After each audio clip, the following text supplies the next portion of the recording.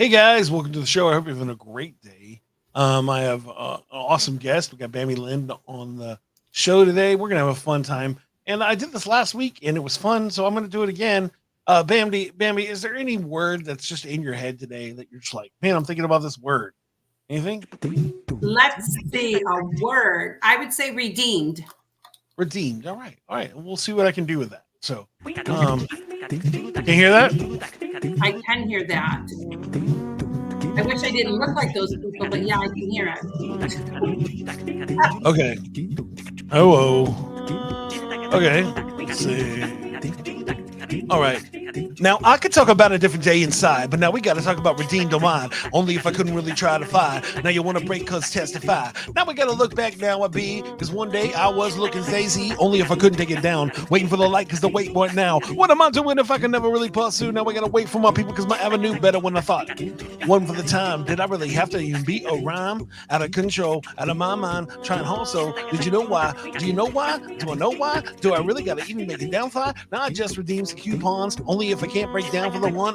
Looking back like this all time. Did you understand what I bust when I rhyme? Oh no. Here I go again. Want to be the best only if I give. Now you want to wait for the light time in. Did you understand what I do again? And now I'm dope. I'm out of control. Now I want for this. I don't know. Now I gotta rap because this I can't go. Did you really feel me? Yo, now I go. When my day is like this, I run my way. Feel my pain. Stuck my brain. Maintain games. Lyrically. Hey, here, guys. How you do? Guess I'm done with this intro, dude. Now we gotta break time. Did you understand what I say? Fine. Okay. That was awesome. That was cool. Thank you. That is my random freestyle intro. And now we're gonna do a real intro, so we'll be back in a few moments. Are you looking for a different kind of podcast? How about informative and clean? It will make you laugh. Scout and Trey, yeah, that's what we do.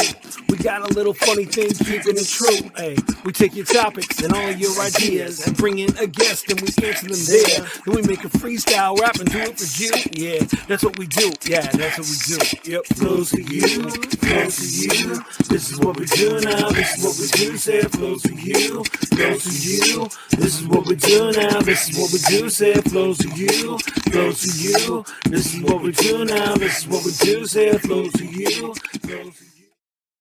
Well, hello. Hi, Bambi. Yes, that's my random freestyle intro that I do. Normally, I showed last week's song, but the week before I did this, and I was like, you know what, this is fun. I'm gonna do this again. That's cool. Very cool. That's like a game called Incredibox, and it's like a full freestyle, like a beatbox kind of thing where you can like make your own tracks using the guy's pre-recorded voices. Well, that would be something that you would have to be talking to my 13-year-old grandson. You just talked way over my head. Yeah, no, you're fine. At this point, I will go back to language that you will understand and don't stress until we get to the rap again, and then you might be like confused again. Geritol, NyQuil, those kind of things that I would understand. Yes. What's funny, I was like talking with my friend, and I was working on some video stuff with him, and I was talking about AI stuff, and he was just like, I have no idea any words that just came out of your mouth. I have no idea either. I'm supposed to know, but I do know that we should be really, really thinking about AI, especially in the next 4 years. We should be more concerned about AI than we should be about anything else. That's all that I know. Especially as a creative. But at the same time, it's like, honestly, it's not you have a choice in the matter. So what I've learned is if I don't have a choice in the matter, then I should take advantage of it as much as I can until it tries to take over the world. So yes. As an author, though, I'd rather somebody read my stuff than read AI stuff. At least mine has a little bit of feeling to it. Well, and that's the thought process. So, and that's the trick. Like, it can't do what we do yet. But the trick is that you still have to have a brand. You still have to have all that stuff to make it work. And so, but it's scary. But at the same time, it's like, it's here. There's a chance they'll stop it, kind of, maybe, but it's not. I can't imagine. No, I don't think so. Stop it. I do know that it's making my high school friends look really good on this app that they do on Facebook. They don't look that great. But when they do this whole thing and come up with a totally different person and it's AI, they look pretty good. But Yeah. Do you want to? Do you have it? Do you want my phone to do it? Or are you watching it on there? Sorry, my son is doing a thing. Here you go, buddy. Here you go. You have my phone. Are you taking my phone or not? So he's all about like supporting my stuff. And so every day he'll tell me, he'll be like, you don't have enough subscribers, Dad. So I'm going to subscribe and I'm going to watch you. And so there you go. All right. See you later. Close the door. that's awesome. And so, but he's funny. Like he'll be like, he'll come over right before he's going to bed and he's like, so how many short videos have you made? And are you going to start a live stream? We need to get to 105,000 subscribers, Dad. Your 75 awesome. is not good enough. And I'm like, okay, bud. I need mean, him honestly, as my business partner.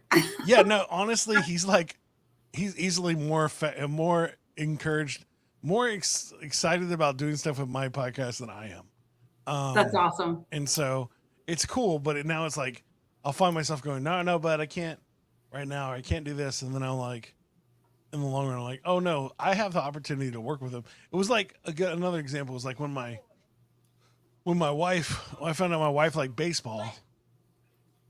Yeah, there I am. All right, can you leave the room? Yeah, It's just like that's like us. having one of my grandchildren. It's okay. I know. All right, bud. See you later. You have to remember, I was a mother of 6 and then 13 grandchildren. Yeah, well, the funny part is you're going to see him in the comments here a second because he's going to start trying to add stuff to the comment section. Oh, that's awesome. That's awesome. So he's so funny. I'm sorry. I am so out of it today, but I'm trying to get the graphics working.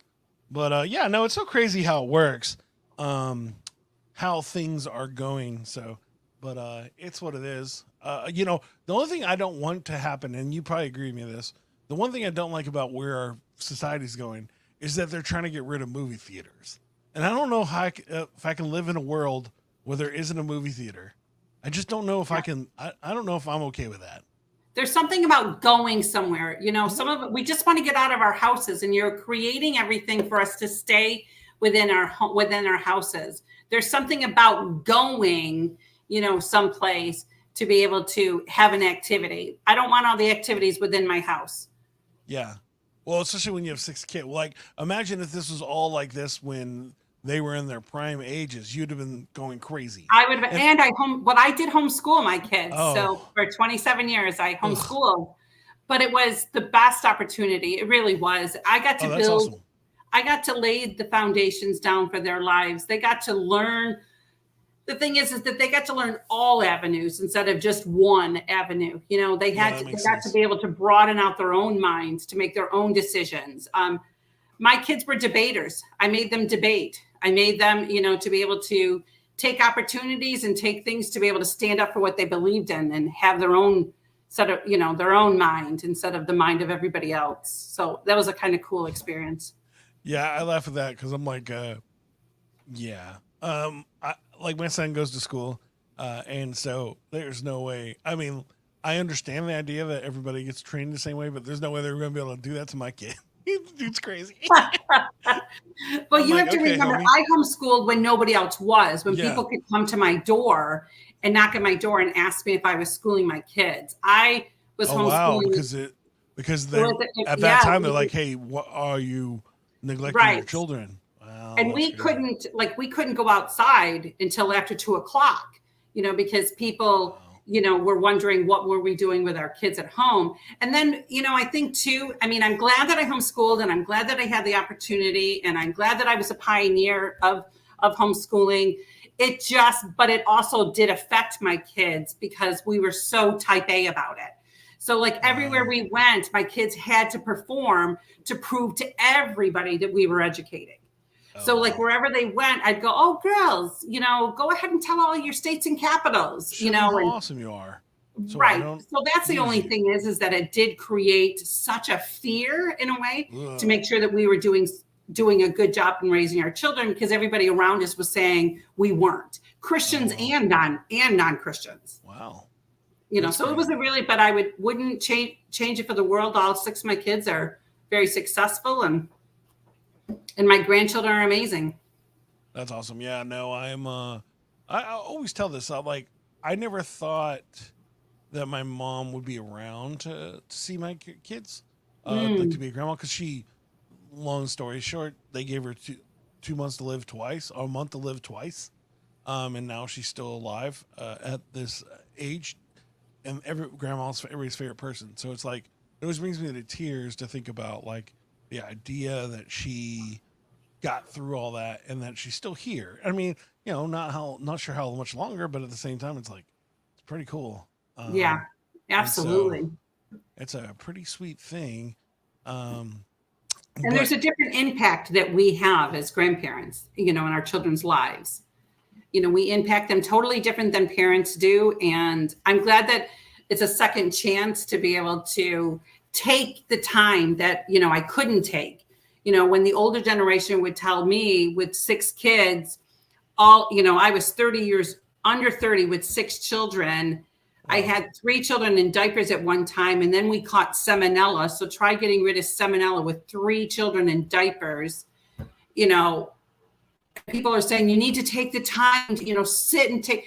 No parent takes the time and sits. It's the grandparents that do that. It's a totally different way of life between a parent and a grandparent. Yeah, no, and I'm hoping that works out for me. Well, you are an older parent, so that's a little different. No, I know, and it's like, oh, I mean, I think that technology will work out, but there's that part of me that's like, yeah, that was an interesting decision on my behalf. I'm not mad about it, but I'm just like, it's so funny how it works. Yep, absolutely. And so, sorry, I'm still stalling. I apologize that I'm still stalling. I don't know where this is. I just made this thing, and now it's like, it doesn't want to download. 1 second. But yeah, so it's so funny how those things work. Now, what would you say? What's your favorite movie you ever saw in the theater? Oh my goodness. The very first movie I ever saw, I was 12 years old, and my grandparents took me to a movie theater, and it was Sean Connery, Octopussy. Oh, sure. That was the first movie that I ever saw. The second. First husband, we went on a date, and we saw Fatal Attraction. Okay. So that was the second movie. I didn't go to movies a whole lot because my mom didn't like movies, but Those were the 2 main movies that I had gone to when I was a kid. 16, and then the other one, I think I was 10 when my grandparents took me to the movie theater and saw Octopussy. I don't even remember. I just remember going to see it. That's so funny. Let's see some of the movies that I've seen at the movie theater. So they just did the sequel to Twister. Twister. Now I don't like everybody. I haven't seen it, but did you watch Twister? I watched the original. No, yes, that's what I was talking about. So I remember seeing that movie in the theater, and I loved it very much. Okay. And so it's one of those things. Just like, no, this is good. Did you see the second one? I haven't seen it. My parents said they liked it, and so that's cool. Why is this not pulling up? And so it's one of those things. Just like right here, just put it somewhere. I don't care where it goes. Oh, oops! I do care if it goes there. Sorry. That's okay. Well, and now there's a lot of really good quality movies that are coming out. Now. For people to be able to sit and doesn't have the swearing and the vulgarness. Of it that's coming out. What is it? The Angel Network or something? Yeah. And I mean, you've always got and they're quality movies compared to oh my 90s, goodness. They were so terrible. If you wanted to go see a Christian movie in the 90s, you're like, oh my goodness, let me hide underneath the. I mean, and there were some that were just good, so bad they were good, and then they were had a good story. I think Courage is actually better. The one I'm thinking of that was what's the What's the one about Oh, marriage? Fireproof. Fireproof. Yeah, yeah. Cool movie, but terrible acting. Yes, it Um, was so bad. Courageous was good. I thought Courageous yeah, was good well, acting. yeah, no, I stopped myself. That's why I was like, oh, that's not what I meant. Courageous was good. Because that was a few movies in. Like they had Yeah. learned to hire the right people for the situation, and the people Yes. that And then weren't they did another newer. one that the girl was Oh, that was good. That was a good one too. what was yeah, that The running she was one. a runner. Yeah, was a Oh, that runner. was a really good one. Yeah. That was good too. Well, all right, we're focused. I have our names up. Everything's working now. We can breathe, Goose Fraba. And what's up? What we're gonna do is we and you are gonna make a silly song together, and I'm gonna ask you questions about what in the song we should do, and then I'll ask you real questions about your stuff and what you're doing. Does it make sense? Okay. So it'll be fun, and if it ends up being serious, it's fine. But I like to have it as good as possible in that situation. So the first question that I'm going to ask you is, what is the big idea? So what's our song going to be about? What are we going to sing about? Or what am I going to sing about? You're not singing. You don't have to worry about that. Sorry, I don't Oh, want to thank cut you off. God. You're like, I am not going to rap. Thank God. Thank God. My children, well, I couldn't insult my children. Yeah. I had one of my friends owns this really awesome business here, and he wrote a rap once, and I was like, I'm going to show you respect and let you do it. And he knew it was bad, but I was like, well, you did it. You spent your time doing it or recorded it. And so the next time he came on the show, he was like, yeah, I'm not rapping again. I got really razzed on that one. I was like, yeah, sorry, dude. That's awesome. But it was good. I mean, for him trying, it was awesome. But it was Yeah, I'm not trying. No, you definitely don't have to. When my kids were little, we would be in the car whenever we went on vacation. We would be in the car and they would be rapping, and I'm like, "Oh my goodness, let mommy rap!" And they're like, "No, you're fine." I said, "No, I'll rap about a potato."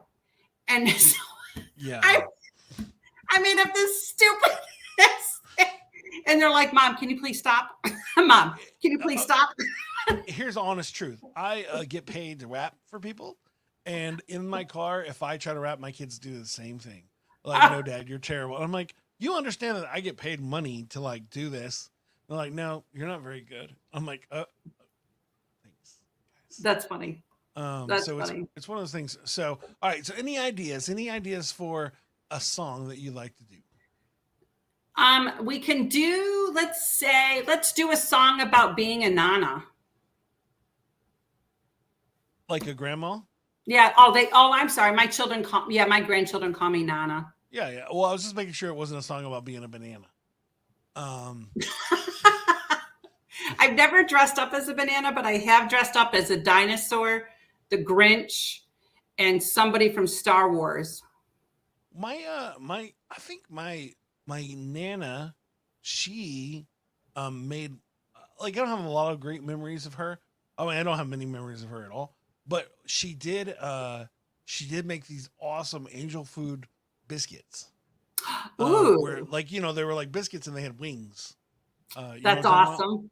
And then the other thing that she brought into my life, which is one of the most ingenious things ever, we're eating a grilled cheese sandwich, and she's like, I'm like, hey grandma, hey Nana, I want dessert. And she goes, cool, I got you. She walks over to the fridge, pulls out a thing of jelly, plops it right on my grilled cheese sandwich. And Was it good? It was delicious. Really? Yummy, yummy flavor. I just tried this disgusting thing lately in the South. Somebody told me you needed to try it, and it was mayonnaise and bananas. It was so gross. Come on, you know what tastes good? That's a good combo, and you should probably already know about it in the South, which is mayonnaise and corn.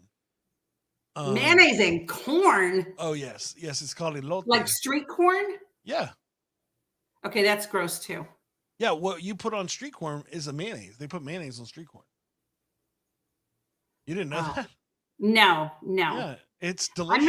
I'm a Yankee. Yeah, it's funny. At my wedding, I catered my entire. My whole wedding was all my own recipes, but I didn't do it. My dad and other people did all the cooking. My dad, my mom, everybody did the cooking, and all I did was give them the recipes to make the thing. So we did smoked wings and elote street corn, and I made a street corn sauce, which is mayonnaise, Parmesan cheese, salt, lemon juice, and I made that to put on the corn. Well, somebody didn't get the memo, and it ended up becoming a wing sauce for the Oh, smoked is it wings. good? I'm not even playing with you. Everybody came to my wedding. They're like, dude, that white wing sauce that you had was amazing. And I was just like, I didn't make a white wing sauce. That was for That the is corn. awesome. And I've tried it since, and it's delicious. That's awesome. And so then I make, like, I think if you look on my Instagram, you'll see some of my elote wings that I made, which is the same thing as that sauce with with little corn pieces in it. That's awesome. Yeah, these people made me eat mayonnaise and bananas. It was disgusting. And then mayonnaise, it was just mayonnaise and bananas. It was so gross. I'm like, no. Like, no, this is a Southern thing. I'm like, no. You need to take me out to eat here. That's so funny. People are crazy. Yeah, it was gross. It was so gross. Yeah, that's weird. But yeah, so I understand if you don't like what I like, but mayonnaise and bananas, we both agree that that's gross. Yeah. Again, I'm the only person in my house that makes anytime we make corn, I always just turn it into street corn, like every time. It's not even a choice. I'm gonna try that. Yeah, I'm gonna try that then. It's delicious. I mean, you don't want to put a lot. Do you bake it? Do you bake it in the oven? Oh, I smoke it, but yeah, you can bake it in the oven. Okay. But you would just put enough mayonnaise like you would put butter on it. Yeah. You know what I mean? You're just gonna put a little layer. You're not putting a lot. But if you put a little salt and a little vinegar, and the last thing they add is a little chili. But you don't have to do the chili. But that's I put mayonnaise on grilled cheese sandwiches. Yeah, well, instead of butter, I put mayonnaise to fry, grill it. It gives that good flavor. All right. So, what are some other cool things about being a nana? Is that it doesn't matter. I can get all dirty, and it doesn't matter because I don't have to clean my grandchildren's clothes. So we do a lot of mud puddling hopping and stuff like that. That's kind of cool. The other thing is that it doesn't. Your grandchildren don't care the size you are. They don't care how bad you look. They just want you to jump in the pool with them and have fun, which is an amazing thing about being a nana, is that I don't have to be beautiful, for my grandchildren. They just think that I'm the cat's meow. The other thing is that seeing things from their point of view. I've taken my grandchildren on vacation with me, and I have one grandson. He tells everybody that he is my traveling partner. He's not, my grandson's 9 years old, and we've gone, we've gone everywhere across the country. I've gone to Mount Rushmore with my oldest grandson, and he says that, and we drove from Georgia all the way to South Dakota and stopped in between, the vacations that that I've gotten to take with them. The times that you sit and you can read and play around with them, that you don't have to go get dinner ready. You don't have to go do laundry. You're just there, with your grandchildren. And just like I said, I dressed up as the Grinch for one of my grandsons, and we walked around the neighborhood, and I rode my bicycle, through the neighborhood as the Grinch. The funny thing about that is that I've never seen the Grinch movie.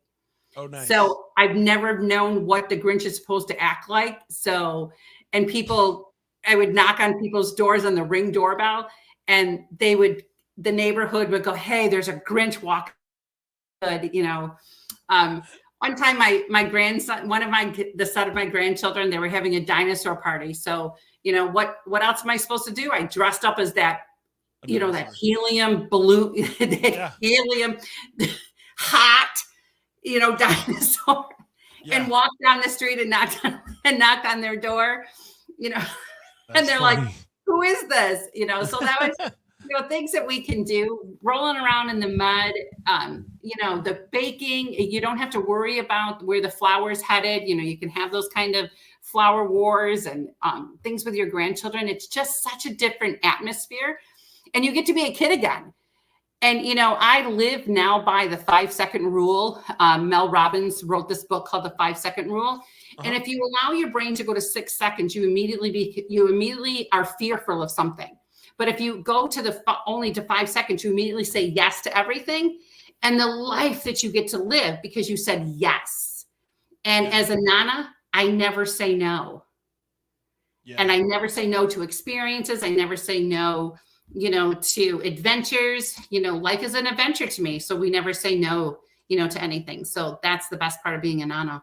Nice. Those are a lot of really good points for a song. I'm looking forward to that. That's Ooh. really good. So we'll have fun.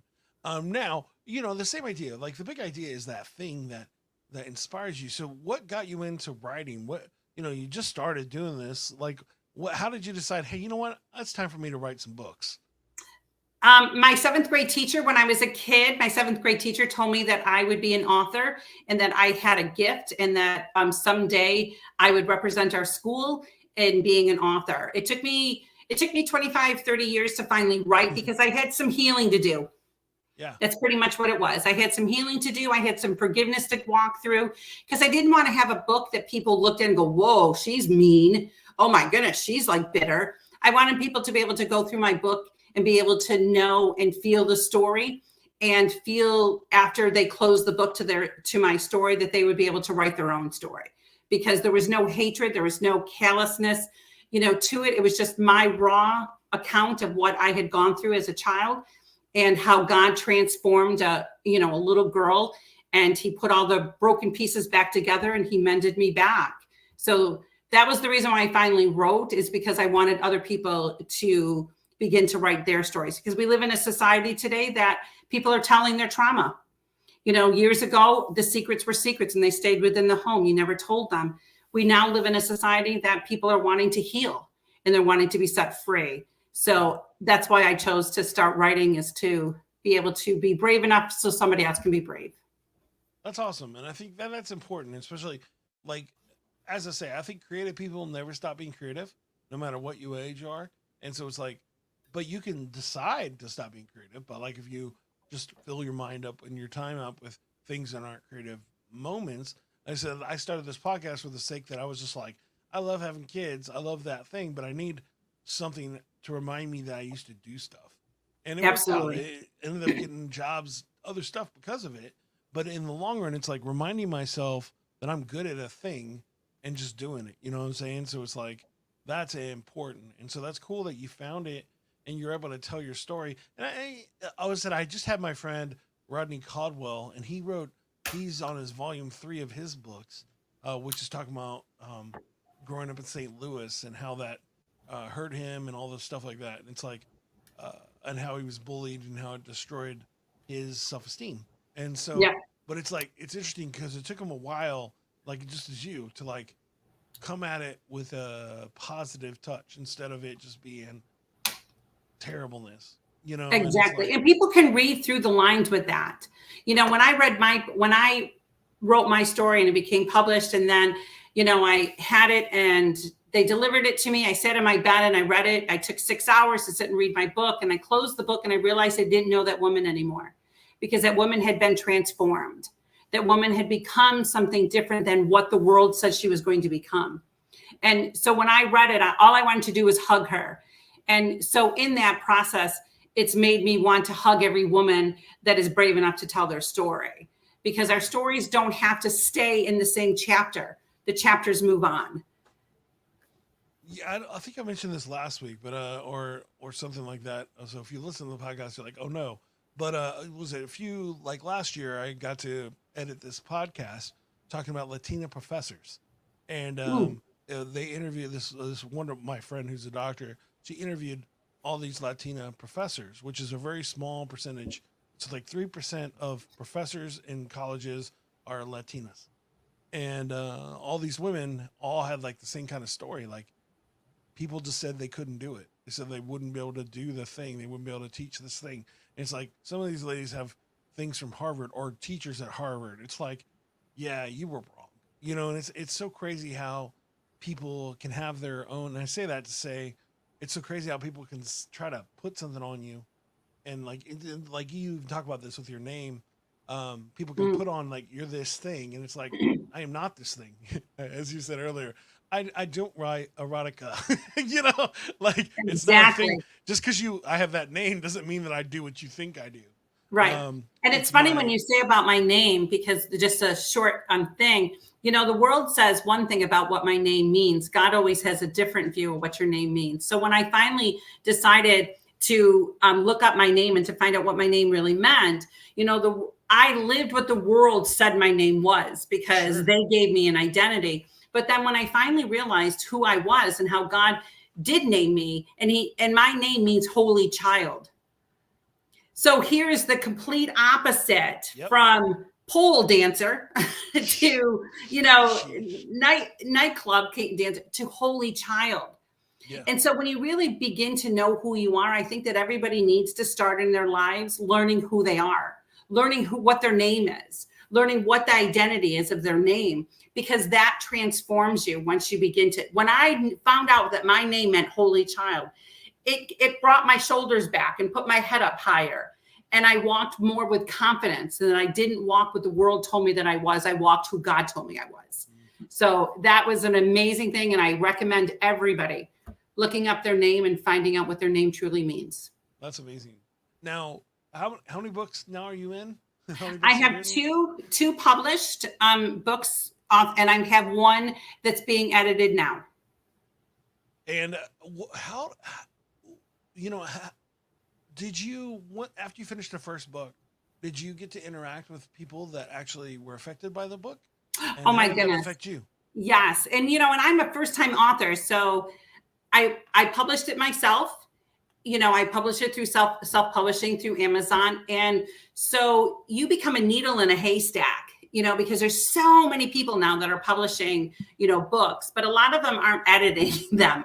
So when you're buying a book, you're reading going, okay, this great concept, but yeah, your books get caught in, in the crossfires of maybe never showing.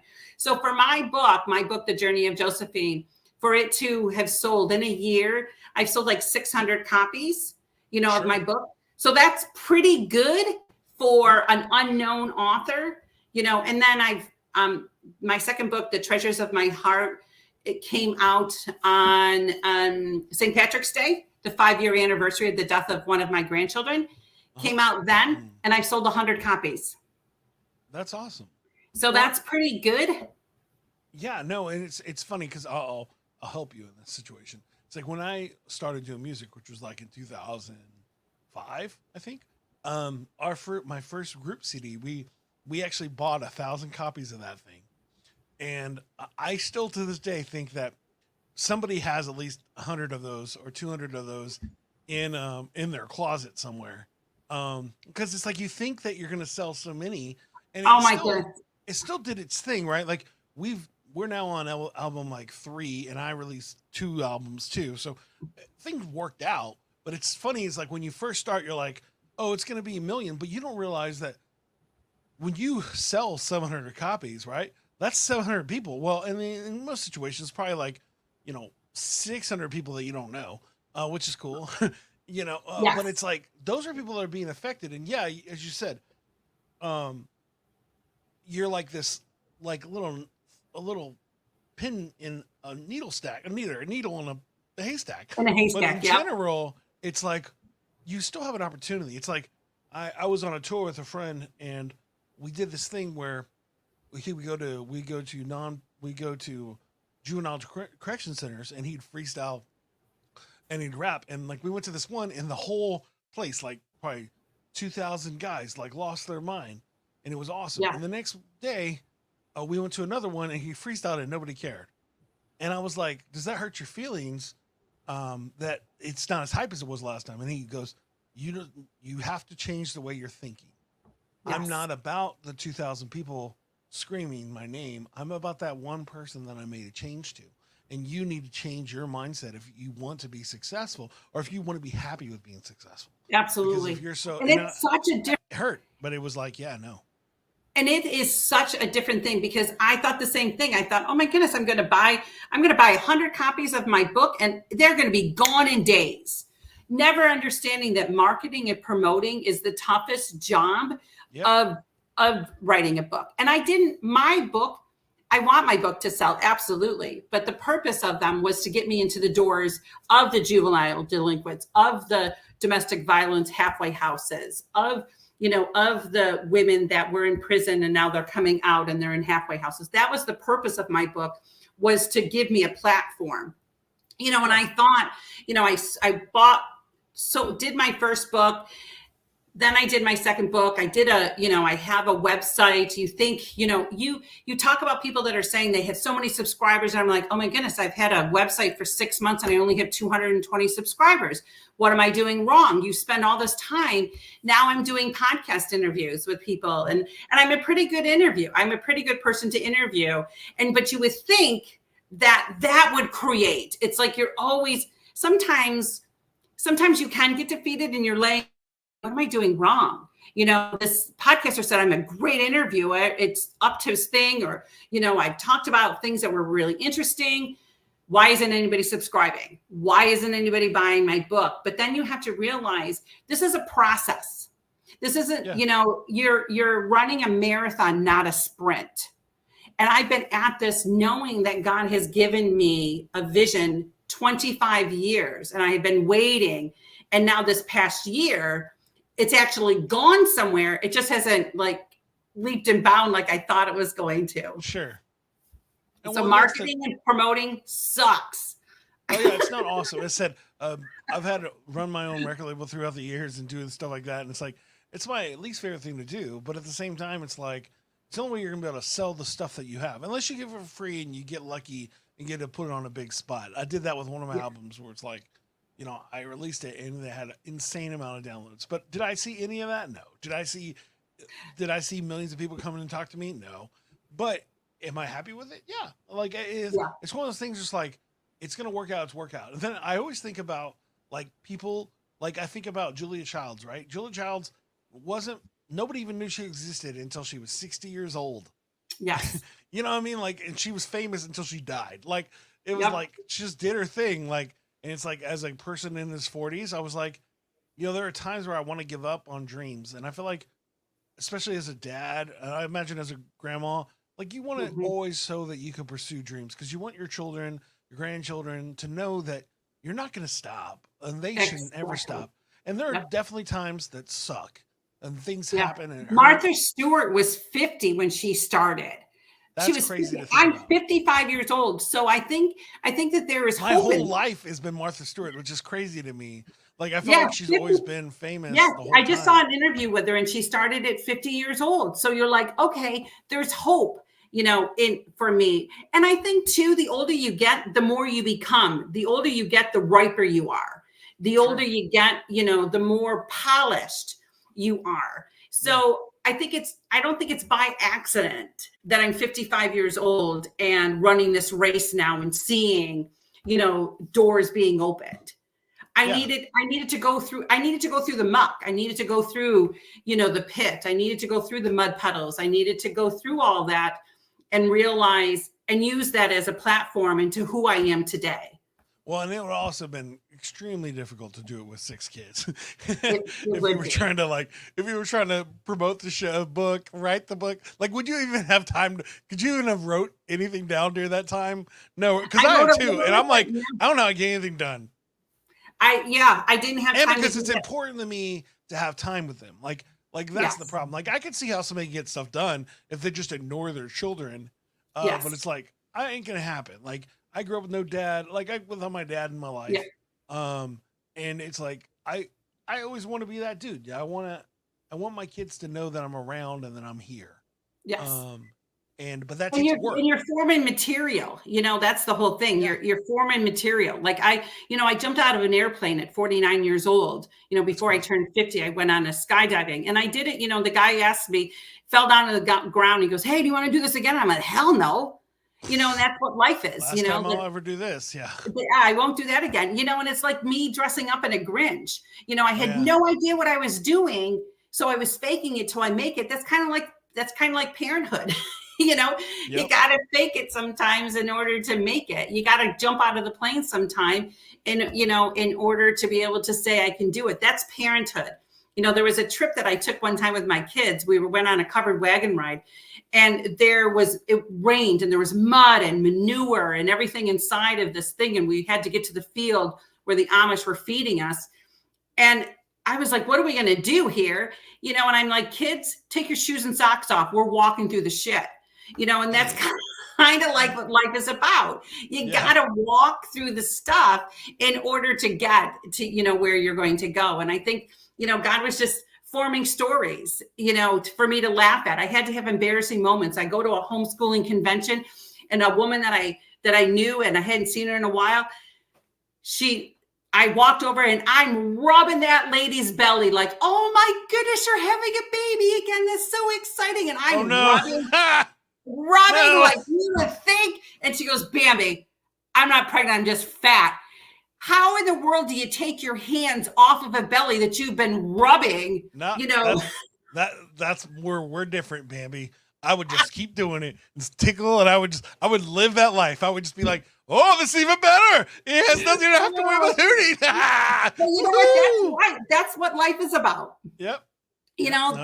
One time my children and I, we made ginger ale. We made homemade ginger ale, and we had to put it down in our basement. And it was amazing ginger ale. And we had to put it down in a basement for it to cure. Well, one time about a month later, we were doing schoolwork and everything. And all of a sudden we hear this big, huge bang go down in the basement. And all of the ginger ale had blown up all over the place. So the whole basement was all sticky. That's life. That's what life is about. So I had to walk through some of these funny things in order to be able to be on a podcast today, to be able to say, hey guys, life happens. And enjoy the moment, enjoy the time that you get, and laugh your ass off through it. Laugh till you need to pee your pants. That's the best kind of life that you can live. I just we had a cover. One of my children dealt with, pooping their pants as a grown person. And they were like, I'm hurt. This isn't awesome. And I was like, yeah, no, this happens to everybody. We've all pooped our pants. It's like, it's not a thing. Like your grandma has, your dad has, your mom has. Everybody's pooped their pants. Like you think that once you've done your diapers that you wouldn't have to worry about it anymore. It happens. It's no stress. I did it a year ago. My son-in-law made me steak, and he made it with butter and oil and everything. And I was driving home the thruway. My stomach was hurting so bad. I couldn't pull over because it's in the middle of nowhere. My stomach hurt so bad. And then finally I'm like, I just got to shit my pants. It was so bad. I had brand new pants on. I was so mad, and I couldn't stop until I got home. I'm like, my daughter's like, I call my daughter. I'm like, you won't believe this. And she goes, what did you do? And I'm like, I shit my pants all the way up my back, everywhere. 2 days later, she calls me because you won't believe this. I'm like, wow, it happens to more people than I thought. But it's not something you share unless you're doing a podcast. In general, like it's so funny how that works. It'll be funny, right? Like your book goes crazy. You sell all your copies. It's inspiring people's lives. And the thing they're going to bring up to you now is the pooping your pants story that you just told. I apologize for that. I've never told it to, told it to a whole lot of people. You should know that that's going to be clipped and put on TikTok. So you should. Exactly. You know what? Shit happens. Well, it's so crazy. Like, it's so funny. Like, it's like, nah, it's just what happens. Like, there are definitely times where it's like, you just can't control that stuff. And, I will never eat one of my son-in-law's steaks again. He's like, I made you a steak. You're like, get away from me, Satan. I thought he liked me. I guess he doesn't like me. But when you finally are honest, it's kind of like you buy a red car. Nobody has a red car. And then the moment you buy a red car, everybody has a red car.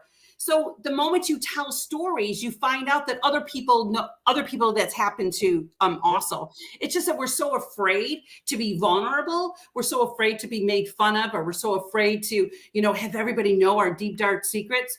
When you got your own secrets too. I wish I would, it's kind of like the family pictures. Everybody knows that 10 minutes before that family picture took back, that mother was screaming and yelling and carrying on. You better not ruin this picture for me. And she's drenching her teeth and everything. Yeah. And then you see this cute little picture. We all know that cute little picture didn't come before she yelled and screamed. Yeah, one of my first songs was actually that. It was called The Picture. It was about how my life was insane, but the picture looked awesome. And but it's so funny because it's like sometimes I wish there was like a meter, like your whackness meter. Like if you had gone on Twitter or something and you say crap about somebody, that at least shows how whack you are as a person. Like you know, you're like, this person's stupid, and then it's like, oh yeah, you're also stupid. So you know this person is a dumb like it's so it drives me crazy when people like, especially with politics or something, and they're all stepping in one thing. And don't get me wrong, I understand saying what you believe, but it's like also look for the lumber in your eye. It's like if you're gonna say this person is this and you're doing all that stuff too, then what's the point? And but it happens in our society. It's like, but yeah, I wish there was like a little meter that just said full of crap meter, and or you know, nice person meter. You know what I'm saying? Like, and you would know, oh, the nice person doesn't like me. I should probably talk to them. Maybe I hurt their feelings somehow. But in general, most of those bad comments have become for those whack dudes.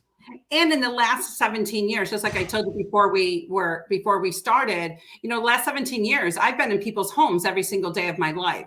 So I was just telling somebody today, I went to a birthday party and I said, you wouldn't have liked me 17 years ago. I said, I wasn't the same person because you know what? People change you. Stories change you. Empathy changes you. When you have to sit in a home that is falling apart, yet their story changes you. When you have to sit in a home that you see roaches on the ceiling, life changes you. And when you have a different political view versus the other, but yet you can sit in a room and tell each other why you believe that, or you have a different lifestyle. But when you can sit in a room and have that empathy, I am not the same person I was 17 years ago. And I think that was the other reason why God took so long for me to be able to write my stories, because I needed to hear more stories. I needed more transformation. I needed to hear more. I needed to be humbled a whole lot before I could be able to even speak on podcasts. I had to be humbled. Yeah. Not a person. And that's amazing. Like, and I agree. I think that things happen. I said, I remember being told when I was like 22 by my grandmother, who I think a year later passed away. And I was like, why do things keep on happening? She goes, just because you're not ready. When you're ready, it's going to blow. It's just, everything's going to just, you just have to keep working. And when he knows you're ready, then everything's going to work. And she's right. She was right. It's true. many and over again, like things don't work out, and then everything just floods. All the awesomeness happens at one time. Yeah. But I'm waiting for that. Yeah. Well, I'm waiting for the awesomeness to happen all at once. Well, but yeah. So, all right, next thing we're going to do, and that went way longer than normal, but it's cool. Because you're having stop talking to me. I'm sorry. I apologize. This is a podcast. This is what we do. Gosh. So I told you I was a good guest. That's I don't know about that. I think you've been lied to. Just like, yes, you are a good guest. You're great. What is it?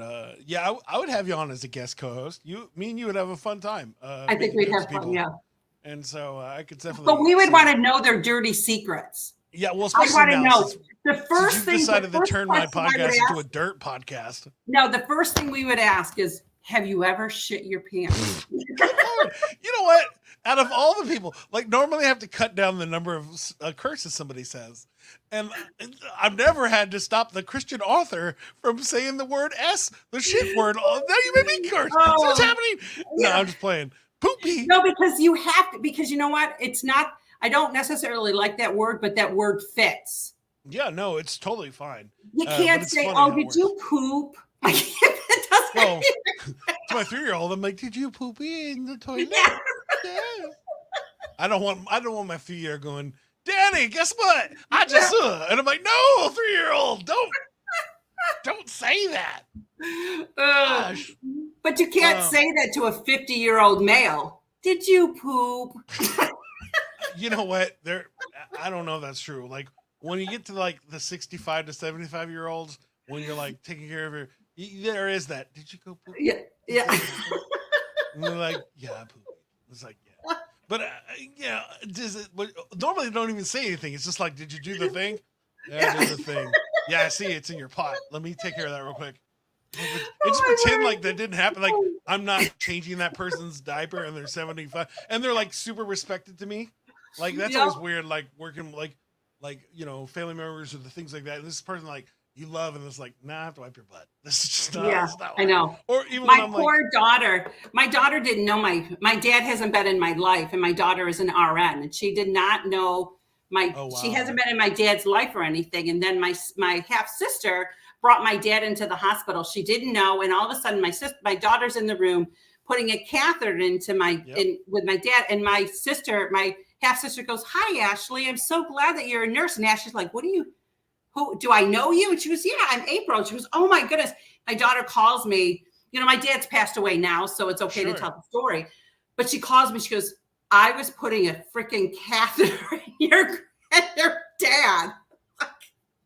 She goes, "That was the weirdest feeling ever." It was like, couldn't like you think that somebody would have thought the tact in their head. Right. Don't say anything Privates, until it's let's in. tell that story after they're done sticking a needle in somebody's junk. Let's just like really just stop. It's just a 5-minute pause. 5 minutes. You could have been like, hey, Oh, I got something to tell you in a second. Pulled up the pants, got the yeah. catheter in. Oh, That was my your grandpa. daughter was mortified. Well, because as it's happening, you're like, this is the thing that caused my mom to exist. Oh, God, so She was so mortified, that poor girl. Oh, that's funny.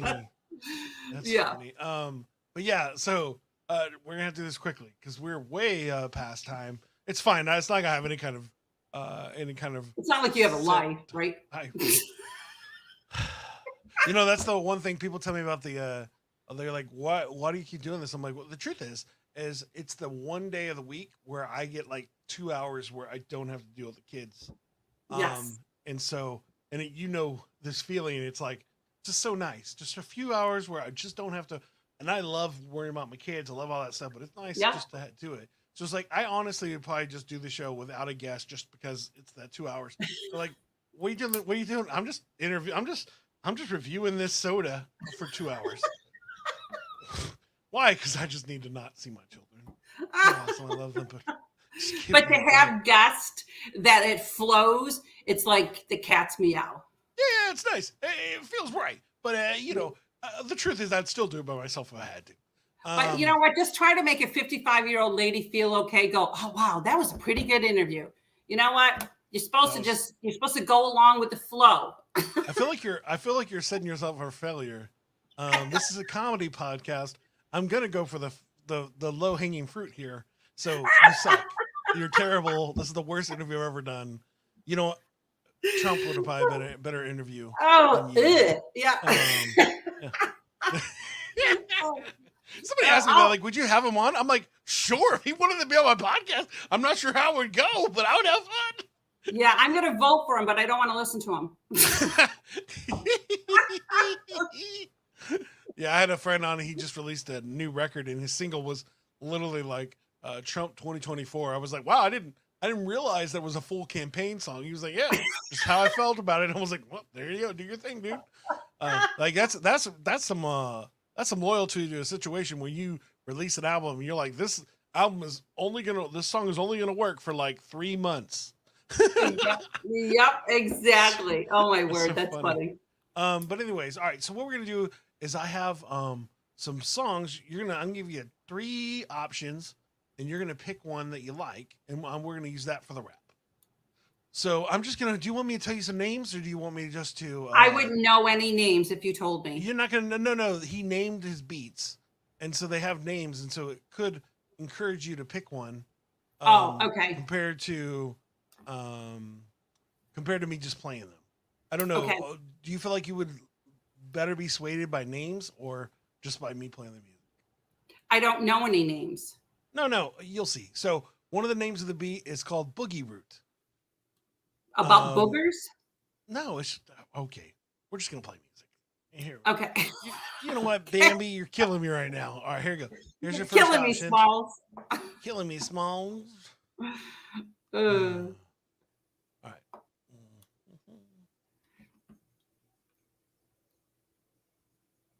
Are we supposed to be quiet? Yeah, well, no, we're waiting for the music to start, and Oh, okay. the way things filter sometimes takes a little longer than it will. Okay. So You just better be singing nice about me. yeah, of course. This is an animation. There you go. You know we're not going to do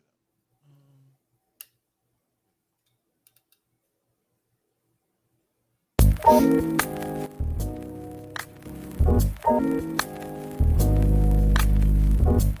No, you got to give it a second. It could get better. No. Okay. All right, here we go. It sounded like dinner music. Sure. Like steak and potatoes. Oh, well, that hasn't worked out for you. So let's not do that one. Yeah, again, I'm pretty quick with it. So. Give it a second.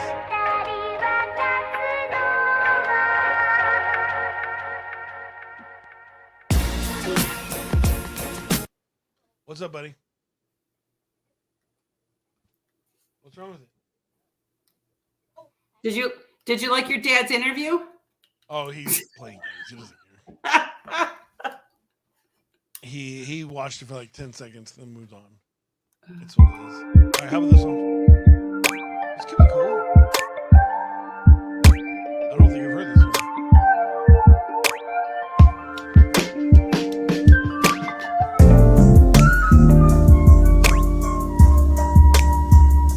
Okay. We would be here all day. Well, you're only getting one more option. Okay, one more. So, okay. I think I'm choosing the first one so far. The one you just like. No, I like this one. Like this one? I think it'd be good. It probably gets better, but again, we're not going to really spend too much time figuring that out. All right. I like that one. The beat is the foundation of the song.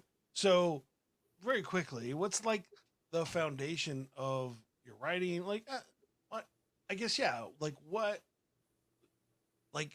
keeps you going in this aspect? Setting people free. Yeah. Yeah, like, and I don't think I ever give you the chance to say it. Like, was that really? How did that feel the first time when somebody came to you and said, "I read your book and wow." I felt the very first time that somebody did that, I felt broken, but yet put back together again. Wow, explain that a little bit. I just felt like, first of all, I felt broken that somebody else would ever have to go through it, that the things that I have gone through. And then I felt put back together again as God used ashes to beauty. You know, everything needs to be destroyed first before something becomes beautiful. We think, you know, when the Bible talks about ashes to beauty, you got to go through a fire. You've got to go through destruction. You've got to go through a storm in order for life to be beautiful. And I think that God used my book to be able to show other people that they've gone through storms and they're not alone, but yet now he's turned me into something very beautiful. That's awesome. Yeah. I'm funny. I'm really, really funny. And but I also am definitely redeemed and set free. And I've gone from trauma to triumph. That's awesome. Yeah, that's, again, it's crazy, the idea that what you can create can affect people. Like, as a musician, as a person, it's like, there are times where I'm like, I can't believe that this thing in my head was something that actually made a difference in somebody's life. And I think about, like, for me, like, there's some times where, like, a really funny song really just did it. And, like, if you told the person, hey, your pickle song changed my life, and they're like, what are you talking about? But sometimes that works. You know, like, it's like, you don't understand what you're doing, how it's going to affect people, but it's like, so absolutely. Look at Veggie Tales. Veggie Tales. Veggie Tales. Yeah, Yeah, I sell toys on the side, so I sell toys on eBay. And last year, I actually found vintage VeggieTale action figures, which is literally just like the cucumber and the thing. Yeah, the tomato. And I think they sold for like $40. Really? Yeah, yeah. That's Uh, insane. It was like water toys. It was like, but they were like Yeah. water toys, but they were in the actual packages, fully like who you would got it at the Christian's bookstore, and they Yeah, never that's opened it. incredible. Yeah, it was crazy. But anyway, so that's cool. The last thing we need to do when we're making a song is we need a hook. So we have the music.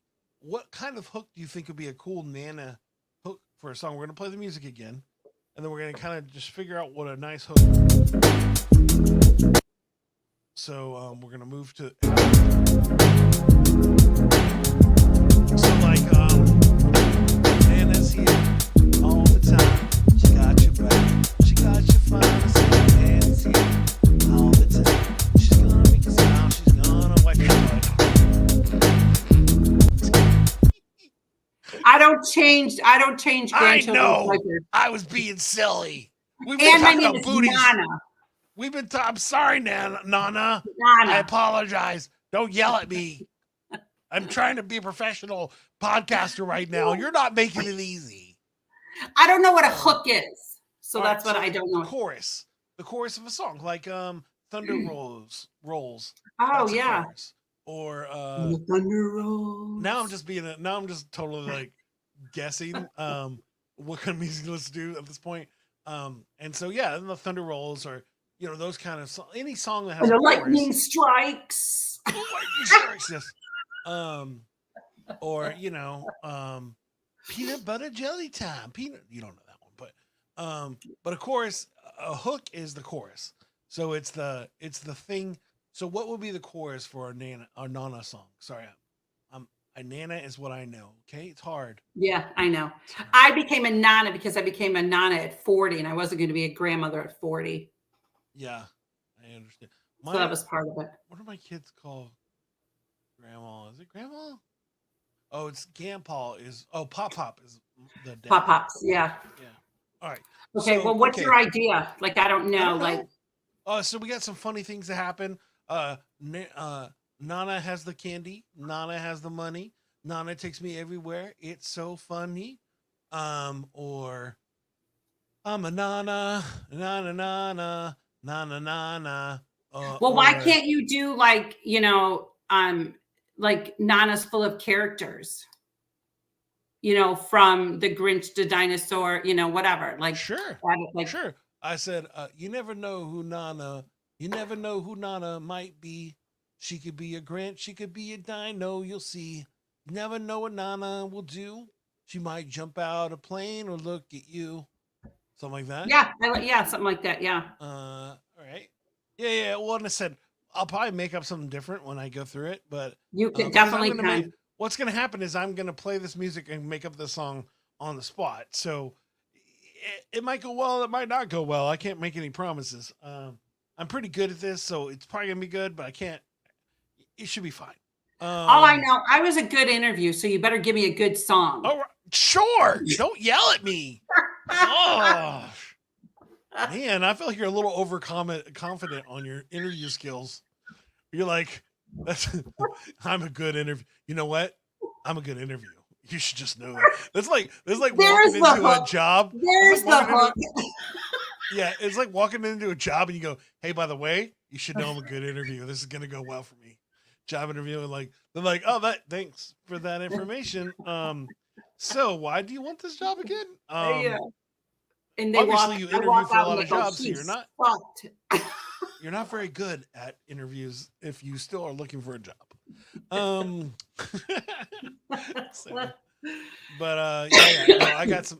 got some bits. So but the idea is the hook or the chorus is the thing that you remember of the song, right? It's what helps you remember the different details of the story that's told in the song. And so in that same situation, what is it that you want people to remember about your books or about your writing? Like what's that thing? The thing that remember that I was bold, remember that I was bold enough to tell my story. I was bold enough to my story is your first aid kit. My story was a way for you to be able to open up a first aid kit and be able to use the tools that I have already gone through, to transform your life. Yeah. I'm the Band-Aid. That's great. And I'm the unpaved road. The unpaved road. They don't have those anymore. They're just all paved. No, I live in Georgia. Oh, so there's still unpaved roads. Oh, I know. There's tons of them. So also, where's your website? How can people get a hold of you? How can people find your books? My website is healingthroughstories.com, which aren't you surprised? And it's all one word, healingthroughstories.com. You can also reach me on, Facebook. It's under Bambi Lynn on my Facebook. You also can purchase my books on my website, healingthroughstories.com. You can also, if you ever wanted to email me and tell me a story, that I can post on my Facebook. On my website, it's josephine.rstory@gmail.com. I'm also on LinkedIn. I'm also on Instagram. I'm all over the place. And then, you know what? And YouTube, and just click the little corner search button. It says Bambi Mikowski or Bambi Lynn, and you're going to find a lot of podcasts that I've done. There you go. Lots of, though this one is the best one. This is one of the best. I do. There's like top fives. Like, yeah, definitely. When you can banter back and forth and it's fun, it's a great podcast. And it's rough. Like sometimes you'll have a guest and like they might have one of the most compelling things ever that they've done in their life. They do not know how to convey it live, and you're just trying to pull it out. You're like, so you saved the Pope? Yes. So when you save the Pope, you actually jumped in front of him with a grilled cheese sandwich? I did. Yeah. That's great. Could you expand upon that? Yeah, I just bought the sandwich. Yeah. So then what happened was then the jelly that was on your grilled cheese sandwich actually flicked off into the shooter's eyes, and you actually saved the Pope and defended and caught the bad guy, right? That also happened in the story. So, also, I read here that your birthday happened to be September 11th, and you were born in New York, downtown. So, could you tell me about that? I was. Oh.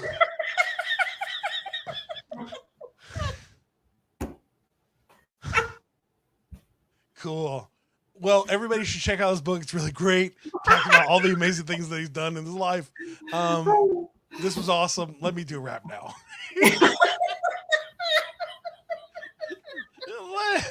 There's nothing you can do. Like nothing you can do. You try, and it's like you're trying to feed them every option you can. Oh my goodness. Like, bro, you have the best story ever. You're just not like it's like having Forrest Gump on your show and he just doesn't know what to say. Yep. Come on, dude. Life is awesome. Like a box of chocolate. That would have been a fun interview. But yeah, so that's so funny. But yeah, that's great. Go to the website, check out the stuff, get the book. At least one person, please read your book so then it looks like my podcast is being listened exactly. to. Can you guys give this guy some credit? Purchase one of my books. Go on my website, please. I'm just going to go to your website, subscribe as another person. Then I'm going to send you all this amazing stuff that impacted my life. And then I'm going to wait. I'm just going to let it simmer for a while. And then I'm going to reveal that it's me the whole time. Oh, I thought you were going to go, you're going to unsubscribe. And the thing is when people... No, I wouldn't tell you it was me. Like, and I would have interaction with you like, oh, it's changed my life. I live that same life. And you just imagine like I'm a 50-year-old lady in the Bahamas, but it's really me. And I just really am that determined to feel like I made a difference in the world where the one person there can you go. listen to and your people thing do like me. The other thing that people don't understand, when you own your own website and you own your own podcast, we know who unsubscribes. So just so you know, we know who unsubscribes. So like my girlfriend unsubscribed and I didn't tell her that I knew. So she was talking one day and I said, yeah, I already know that. She goes, what do you mean you know that? And I said, you unsubscribed to my web page. And she goes, how did you know that? I said, because it's my web page. there is a point where you're like, there's a point where it's like, there are things that I listen to, like, especially with the podcast, right? Like I'll listen to something or give somebody a chance, but I will unfollow somebody if they're acting crazy. And so it's like, unfollow is one thing. Unsubscribe. My best friend. Yeah, that's crazy. Unsubscribed, and she goes, I didn't know. You just gotta I was like, well, and she said, especially on Facebook, you can always just silence them so they still think that you're doing it, and you just don't know. You just don't know anymore. Right. Just hope that you figure it out when they're. But now when people do unsubscribe, I then send them an email. Said, hey, I'm so sorry that something was offensive or something on my website. I just appreciate the time that you did spend, just to give them a little bit of guilt. Nice. That's very Nana of you. Just all about that guilt life. Like, do you see my face? I have no.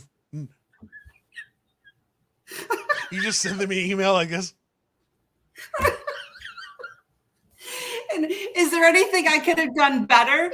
For you I'm sorry I wasn't good enough for you. I apologize that all my heart and my whole story couldn't affect you enough to stay subscribed to my website. I'm sorry I'm not enough. Maybe if I change, what kind of book would you like me to write for you so you stay?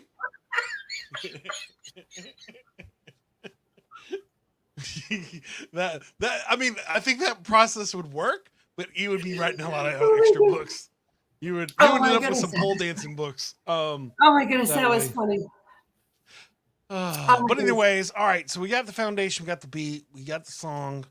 We know how to find you. Guess what? It's time for a rap. Sorry, that was not the sound effect. I was like, I hope it's not the rap. No. That was terrible. It's time for a rap. This one person that just showed up, they're like, man, they were having a great time. Yeah, we've been cooking this whole time.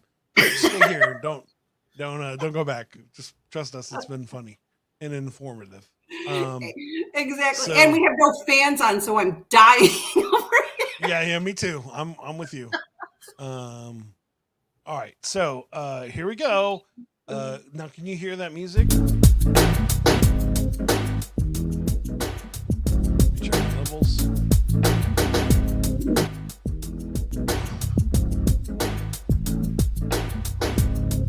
Okay.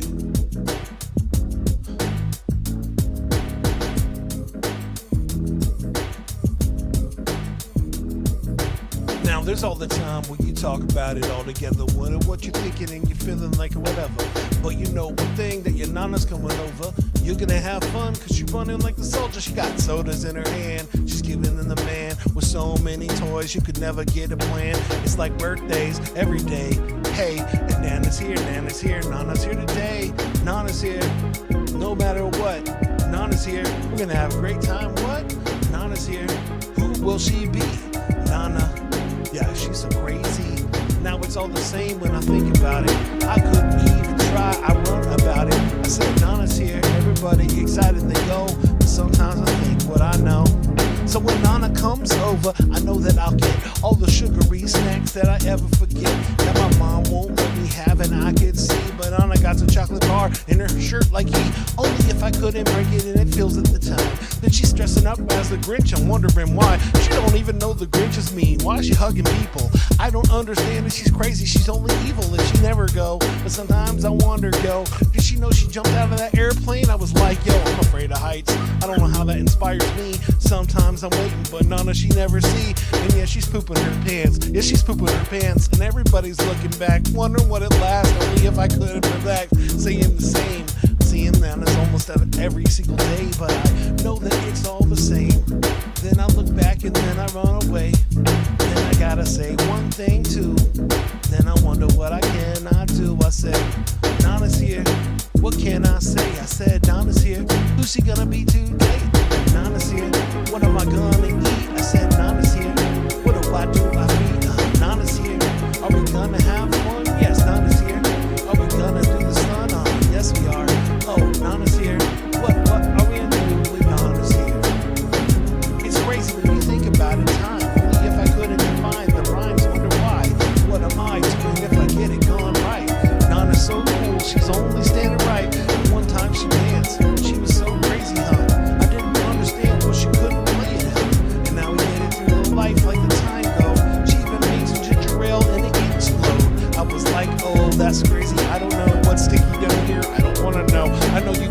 teenagers. I hope it's what it really is. Sometimes I break it and I give it in the Nana song. Oh my word, that was awesome. Oh my goodness, that was awesome. That was awesome.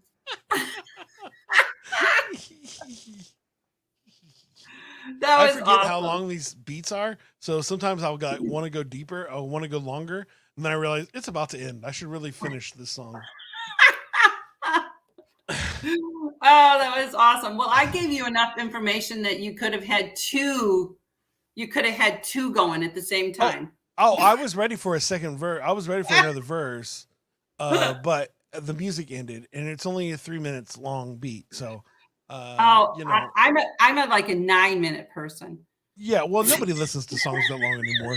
That's half an album. Like I had a friend who just released a new album that there's a chance to get nominated for a Grammy this year, which would be cool. But it's only 17 minutes long. But what it is, it's a lullabies album.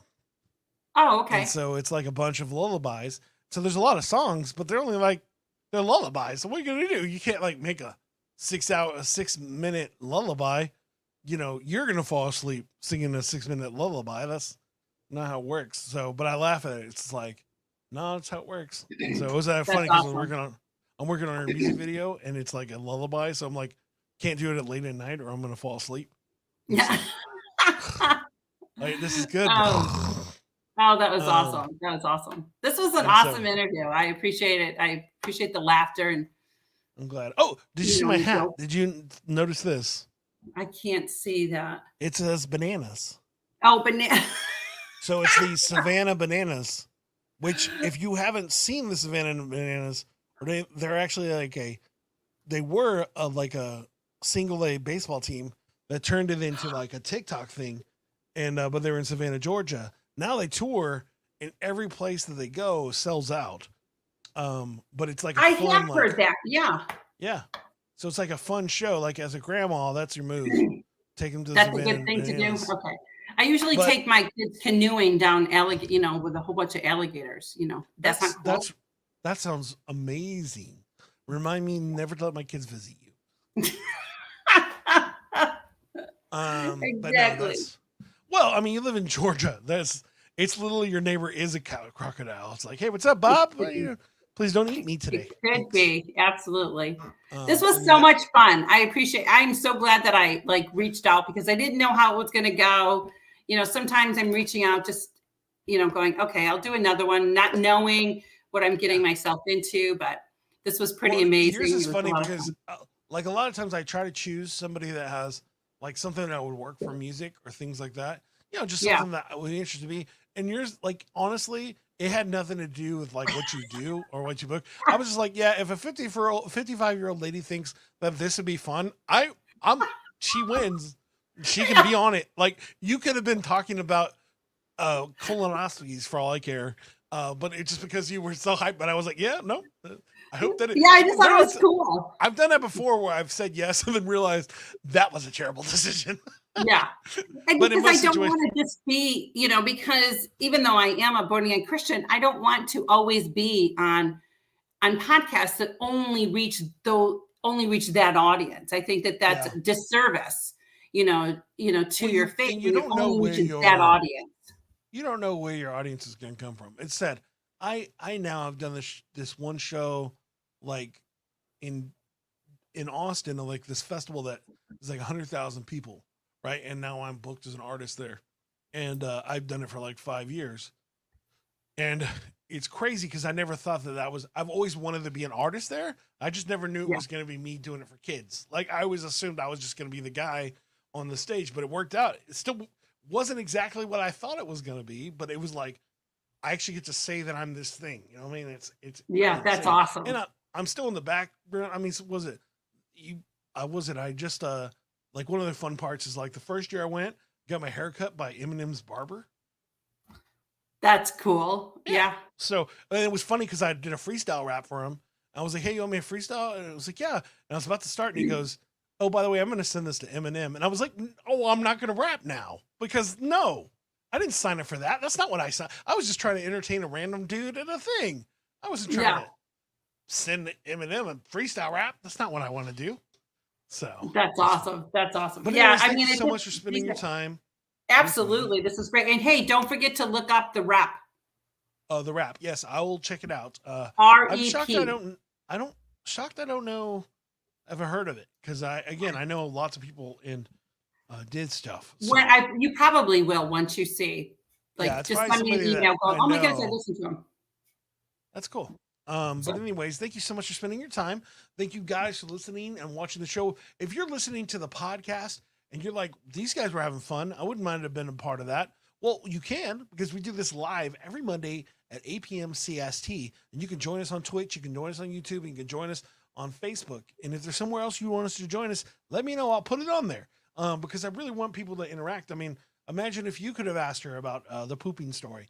You know, and we would have told you more details, like because we have no problems. We're just be crazy. And so please join us live. It makes the show even more fun. But if you're watching it live and you're like, hey, how do I re-listen to this? Well, we have a podcast that's everywhere that podcasts are, and we're like on episode 200 or something. So we got lots of episodes. So please go listen to them. Like and subscribe. You know, if you're listening right now, make sure you hit the little hearts. Or do something, tell somebody about it. That'd be great. You know, at least I have my son supporting me. So, you know, my life's good. But in general, thank you so much for spending time with Bambi and Lynn. I hope you had a good time. I hope that one person reads your book from this interview. And if not, they're gonna after I post the TikTok of the poop story. So I apologize for that. And then it was funny because you have my permission. What was the other one? Then there was that other story was just as terrible. Oh, that bit that I was just doing. Was it the that I rubbed the interview? Oh, the rub the belly. That's a good one. And then also the good interview bit. That would be a funny TikTok. So, or you can use whatever you would like. You have my permission. Well, I said I will. We had some good bits. So hopefully we'll put those up and see if one of them work. Wouldn't it be hilarious if you become the belly rubbing lady or something like the poop your pants lady? You're like, yeah, I'll take it. It's like that. It's like the Hawk Tua girl. Have you heard about this thing? No. So there's a girl. She was like on like they do these interview on the streets kind of TikTok, YouTube things where somebody will just stand on the streets and just ask people questions. And so I think they were saying, I forget what they asked her, but they were like, what's one thing that you would do to make a guy happy or something? And she said, a Hawk Tua on that thing, which is, you know, spitting on a private part. And, but that one little clip became famous and got billions of views. And now that lady is on like, and now that lady, she's the nicest lady. She's like a little Alabama girl and she's so sweet and cute. And she's very wholesome as a person, which is hilarious. But she's known for this dirty joke. And, but now she's like on interviews. She's like she's like Joe Rogan and all this random podcast. And she's internet famous because of one thing she said on an interview and it just blew up. So it's just so funny. That's awesome. Like That's being awesome. that person. I'm not on TikTok, so funny.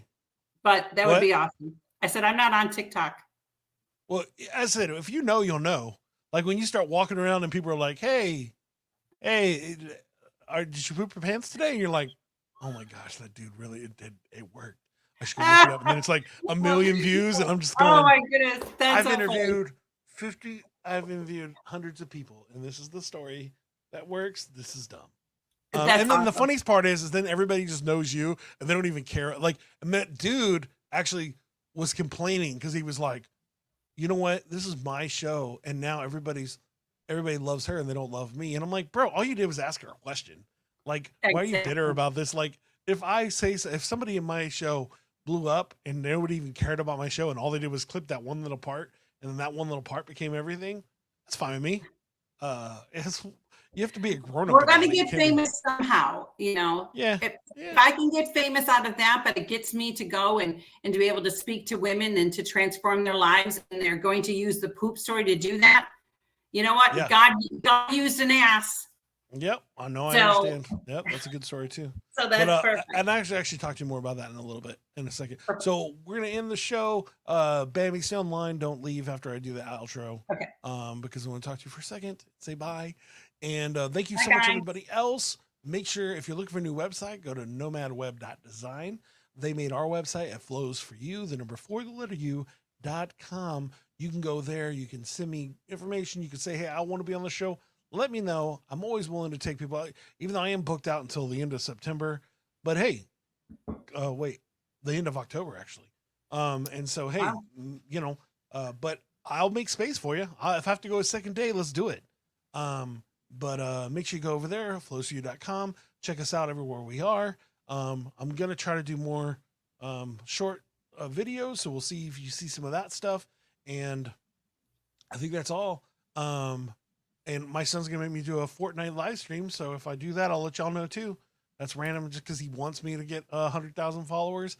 I'm working on it, but I need to be a good example. So anyways, thank you so much, Bambi. I hope you had a fun time. Thank you guys for watching, and I will see you later. Flows for you, flows for you. This is what we do now. This is what we do. Peace. Are you looking for a different kind of podcast? How about informative and clean? It will make you laugh. Scout and Trey, yeah, that's what we do. We got a little funny thing, keeping it true. Hey, we take your topics and all your ideas and bring in a guest and we answer them there. Then we make a freestyle rap and do it for you. Yeah.